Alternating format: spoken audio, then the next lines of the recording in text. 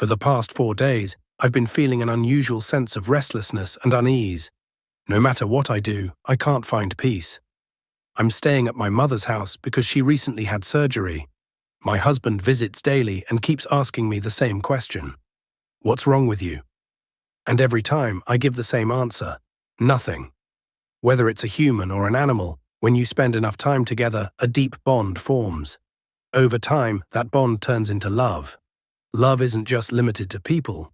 It can be for animals too, especially cats. My Memo, my cat, was like that. She got attached to everyone she met. She was pure white as milk, with deep blue eyes. Memo had a way of making people fall in love with her instantly.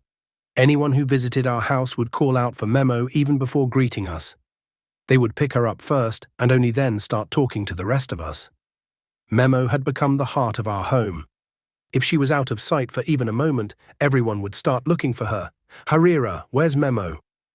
Rafe, close the door, or Memo might run outside. Dad, Memo is missing. Her name was constantly on everyone's lips. Memo was my little princess. She was adorable, but also moody. If she got upset, no matter how much I called her, she wouldn't even turn to look at me. I used to hold her in my lap like a baby, spoiling her just as a mother spoils her child. 2 days ago, I stitched a little outfit for her. I dressed her in a baby pink dress, and she looked just like a doll, so beautiful that I couldn't stop saying mashallah. She wasn't used to wearing clothes, so she started acting funny. Instead of walking forward, she kept trying to run backward, as if she thought the clothes would come off that way. We laughed so much at her antics. Eventually, my dad took the dress off, saying, "She's uncomfortable, don't dress her up again."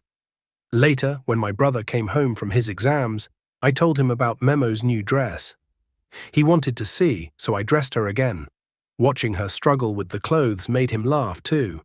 She even lay down on his face, looking adorable.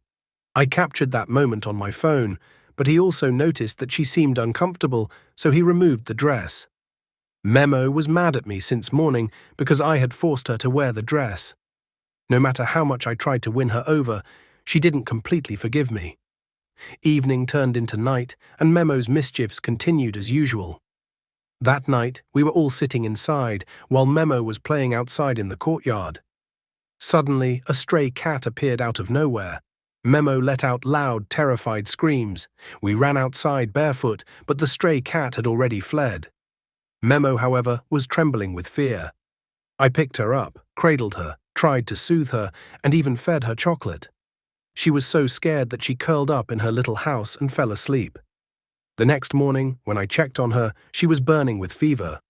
My brother took her to the vet. The doctor said, "Memo has been traumatized. She's under severe stress." He gave her injections and syrup, and we brought her home. Memo lay there, motionless. The whole day passed, and we longed to hear her voice, but she didn't make a sound. She wasn't even able to stand. It was as if life was slipping out of her tiny body. In the evening, my brother took her to another vet, who changed her medication. Bringing her home, it took a lot of effort to get her to take the new medicine. My husband came and asked again, "What's wrong with you?" I replied, "Memo was crying, so I was crying too." He shook his head and said, "You're crazy. Memo will be completely fine by morning. Don't worry so much." He stayed for a while, then left. But later he messaged me, "You've been acting off for days. You seem lost and restless. What's bothering you?" I replied, "I don't know. I just feel this deep unease, like something bad is about to happen." He tried to comfort me. "Why are you worried? I'm here with you. Our family is fine. Your parents are okay. Everything is going well. Just relax. I'm with you." My head was pounding with pain. My brother was lying in the veranda, and I was in the room with Mom and Memo. I texted my brother, "Can you make me some tea? My head is hurting." I was chatting with my husband when I dozed off. My brother woke me up with a cup of tea. I drank it and messaged my husband that I was feeling sleepy. He replied, "Go to sleep and call me whenever you wake up. Don't stress yourself out." As I was about to lie down, I saw Memo looking at me with longing eyes from her little house. I thought of picking her up, but then I decided to let her rest. I'll cuddle her in the morning, I thought. Little did I know that would be the last time I'd see her looking at me like that. At 3:30 a.m., Memo started meowing. My dad went to check on her and assumed she was cold, so he placed her back eye.